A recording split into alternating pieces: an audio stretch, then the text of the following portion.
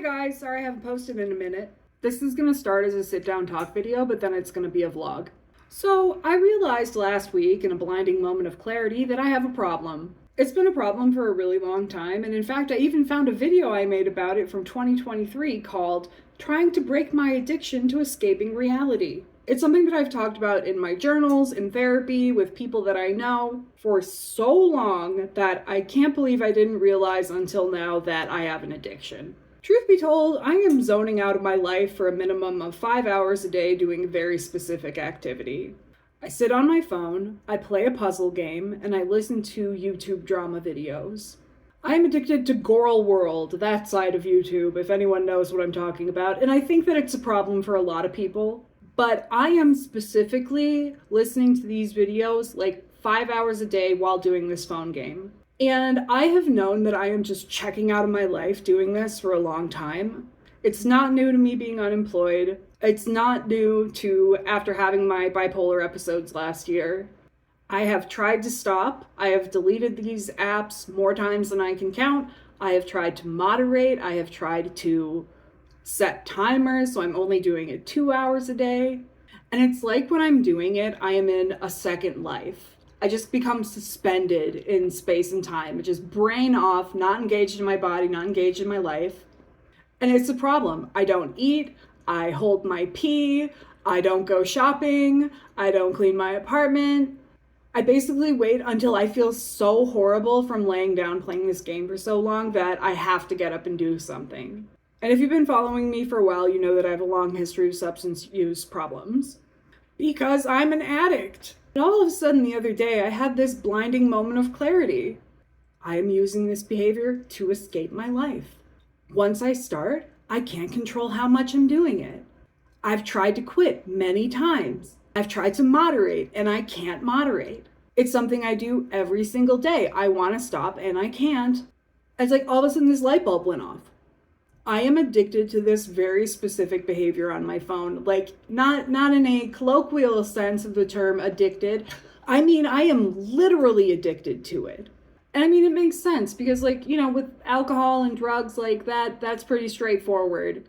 But people get addicted to things that are not substances. They get addicted to sex, gambling, shopping, food, and social media and the internet. And I've all of a sudden realized that I am one of those people. It's not the entire internet. It's not every website. It is this very specific combination of the game and the drama videos. So I had this big emotional revelation about it. I was typing in my journal in all caps, which I literally never do. I don't think I've ever done that before. But I just reached this level of frustration with not being able to break out of this behavior that I finally reached a point where I was like, I have a problem and I need help.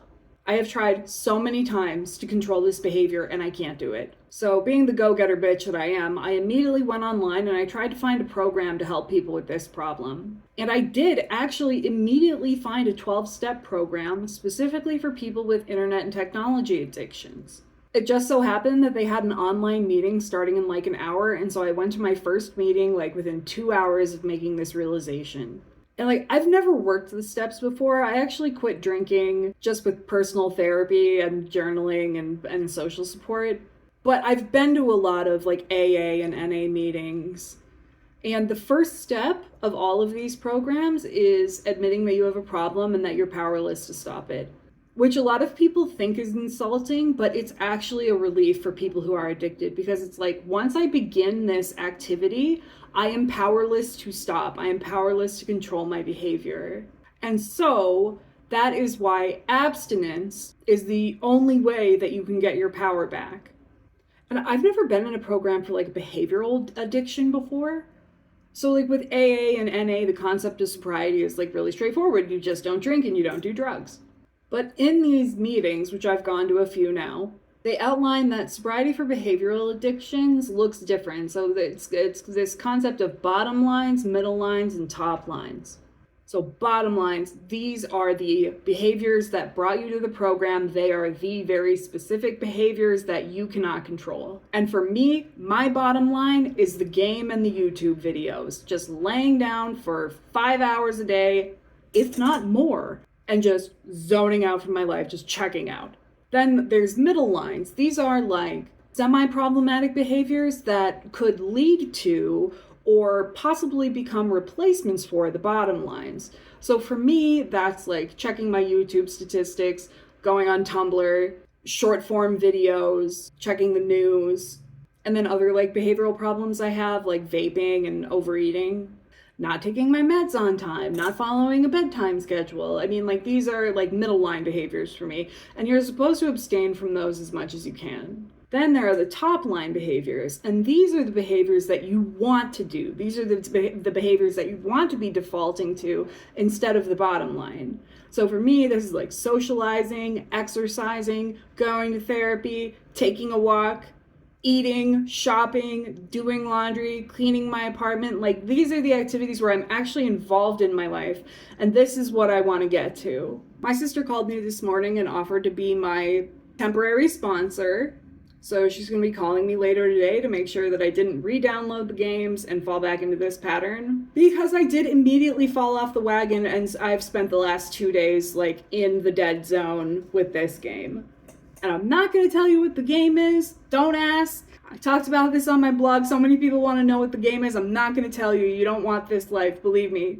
And last night I was thinking about it.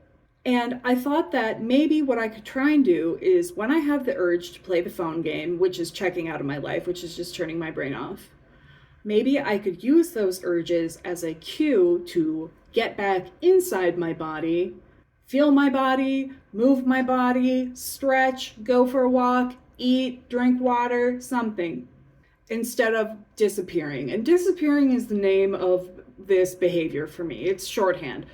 When I go into the game, I disappear from my life. And any of you are free to feel like this is me being dramatic or this is me overblowing a problem, but believe me, I know what addiction feels like, and this is it. So basically, this vlog is going to be me trying to go through my Friday without engaging in this addictive behavior. I've relegated my vaping to sitting on this armchair, so I'm just not breathing through the vape the entire day. And vaping is also part of the behavior. So I would just like load up on nicotine, I'm pressing the buttons on the game, and I'm listening to the YouTube drama channels. And it's like, I know it's ironic because I know that there are a lot of people who have a semi-parasocial relationship with me, but I have a deeply parasocial relationship with Amberlynn Reid and Chantal Marie. If you don't know who they are, don't look them up. But it's like the game is stimulating to me mentally. I'm doing my addictive nicotine habit. And then also I'm getting this parasocial feedback from the videos. It's like I know these people. It's like I know them. It's like I know the reaction channels. So in a weird way, it's kind of fulfilling to me socially, which is very convenient because it means I don't actually have to leave my apartment or risk the things that come with actual relationships. So here's a top line behavior that I'm ignoring, which is that it's 1:45 in the afternoon and I have eaten not one single thing today. Making oatmeal to break my habit of escaping reality.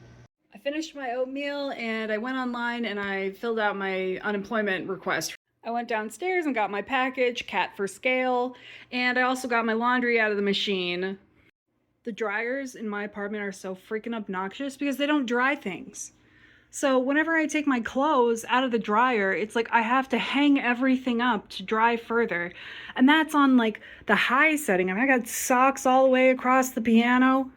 I've complained to management about this. They don't do anything. I got 2 dehumidifiers in my apartment. They're always full. Okay, I have a quick story time while these are drying. You see this? I just washed this, but I noticed that the stains didn't come out. These are actually blood stains. So you know how in my last video I was talking about how I was having some bipolar symptoms and I gotta put up guardrails and stuff? And one of those symptoms is like seeing meaning where there's not meaning. So I had this huge emotional revelation about the phone addiction the other day. And I was so hungry, like I had no food in the house, I'd been ignoring my body, so I DoorDashed like some eggs and ham. And I was like, I don't care about the cost of the delivery, I'm going crazy, I need it right now. So I go into my kitchen to make the eggs, and as I'm reaching for the spatula in the drawer, I actually cut the shit out of my thumb on a vegetable slicer. You can see the cut, it's not big. But I nicked something because it was bleeding very badly. And so I'm like holding my bleeding thumb, I'm like putting this over it, you know, and My brain immediately was like, this is an omen. This is a sign. This is a sign that you've been neglecting your body and that everything you've been thinking is true. I had to tell on myself for having those thoughts because that is not real. Omens are not real.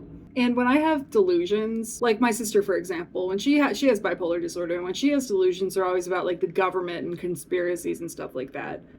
But my delusions are always like mystical omens, reading messages through nature, like maybe I'm an oracle or something. So that is bad.